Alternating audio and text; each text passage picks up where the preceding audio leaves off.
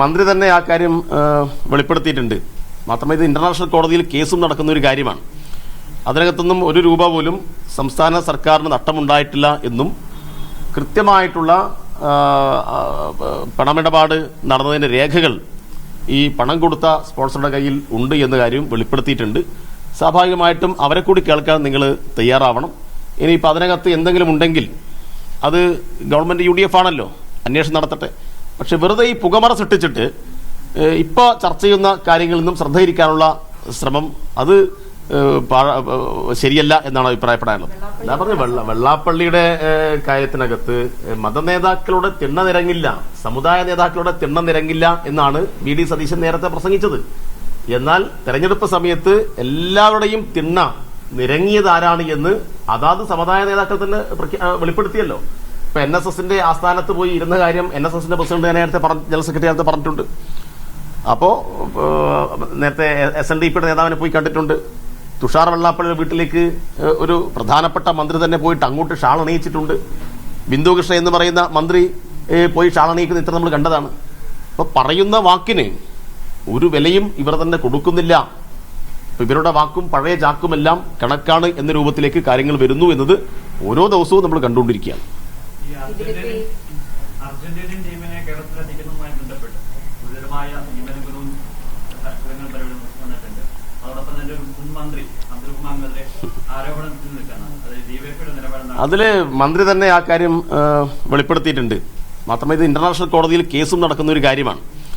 അതിനകത്തൊന്നും ഒരു രൂപ പോലും സംസ്ഥാന സർക്കാരിന് നഷ്ടമുണ്ടായിട്ടില്ല എന്നും കൃത്യമായിട്ടുള്ള പണമിടപാട് നടന്നതിന്റെ രേഖകൾ ഈ പണം കൊടുത്ത സ്പോൺസറുടെ കയ്യിൽ ഉണ്ട് എന്ന കാര്യം വെളിപ്പെടുത്തിയിട്ടുണ്ട്. സ്വാഭാവികമായിട്ടും അവരെ കൂടി കേൾക്കാൻ നിങ്ങൾ തയ്യാറാവണം. ഇനിയിപ്പോൾ അതിനകത്ത് എന്തെങ്കിലും ഉണ്ടെങ്കിൽ അത് ഗവൺമെന്റ് UDF ആണല്ലോ, അന്വേഷണം നടത്തട്ടെ. പക്ഷെ വെറുതെ ഈ പുകമറ സൃഷ്ടിച്ചിട്ട് ഇപ്പോൾ ചർച്ച ചെയ്യുന്ന കാര്യങ്ങളിൽ നിന്നും ശ്രദ്ധയിരിക്കാനുള്ള ശ്രമം അത് ശരിയല്ല എന്നാണ് അഭിപ്രായപ്പെടാനുള്ളത്. ഇപ്പോൾ മുഖ്യമന്ത്രിയുടെ ഓഫീസ് കേന്ദ്രീകരിച്ച് എല്ലാ നിലയിലും സ്വാധീനവും അധികാരവുമുള്ള ഒരാളെ MDMAയുമായി ബന്ധപ്പെട്ട് പിടികൂടിയിരിക്കുന്നു. അത് ചർച്ച ചെയ്തതിന് പകരം നേരത്തെ നടന്ന ഒരു സാമ്പത്തിക ഇടപാടിനെ മുൻനിർത്തിയിട്ട് ഊഹാപോഹങ്ങൾ സൃഷ്ടിക്കുകയാണ്. ഇതിനെല്ലാം രേഖയുണ്ടാവില്ല. ഇപ്പോൾ ഇത് നമ്മുടെ രാജ്യത്തെ ഏതെങ്കിലും രണ്ട് ആളുകൾ തമ്മിലുള്ള ഇടപാടല്ലല്ലോ, ഇത് രാജ്യത്തിന് പുറത്തുള്ള ചില ഏജൻസികളുമായി നടക്കുന്ന ഇടപാടാണ്. അതിനെല്ലാം കൃത്യമായ മാനദണ്ഡങ്ങൾ പാലിച്ചിട്ടുണ്ട് എന്നാണ് ഞാൻ മനസ്സിലാക്കുന്നത്. ഇനിയിപ്പോൾ അതിനകത്ത് എന്തെങ്കിലും ലംഘനം ഉണ്ടായിട്ടുണ്ടെങ്കിൽ സ്വാഭാവികമായിട്ടും അതിന്റെ കാര്യങ്ങൾ പുറത്തു വരട്ടെ. അപ്പൊ അതിനിടയിൽ ഊഹാപോഹങ്ങൾ സൃഷ്ടിച്ച് ഈ നിലയിൽ വാർത്ത കൊടുക്കുന്നത് ശരിയല്ല എന്നാണ് എനിക്ക് അഭിപ്രായമുള്ളത്.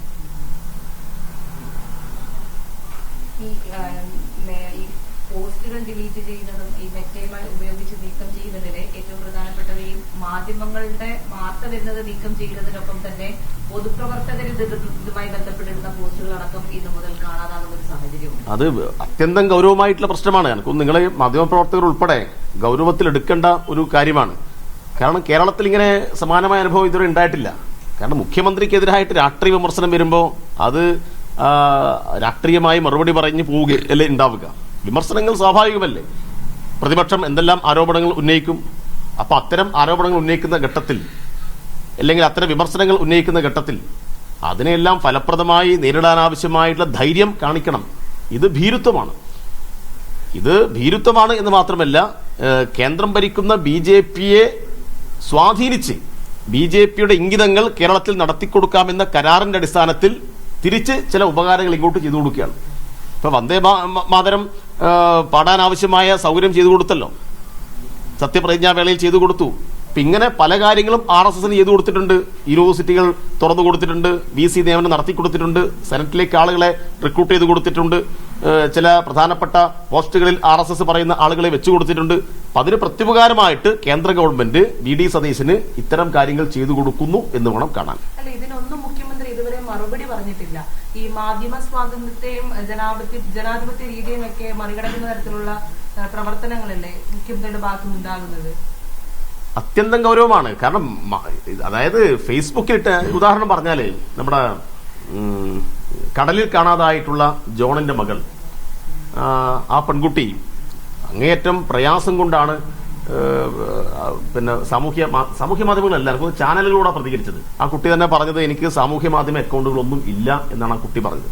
അപ്പൊ ഏതോ ഒരു ചാനൽ പോയിട്ട് ഇങ്ങനെ മൈക്ക് നീട്ടിയപ്പോൾ ആ കുട്ടി ചില വിമർശനങ്ങൾ ഉന്നയിച്ചു. അത് ഭരണകൂടത്തോടുള്ള വിമർശനമാണ്, വി.ഡി. സതീശനോട് വ്യക്തിപരമായ വിമർശനമല്ല.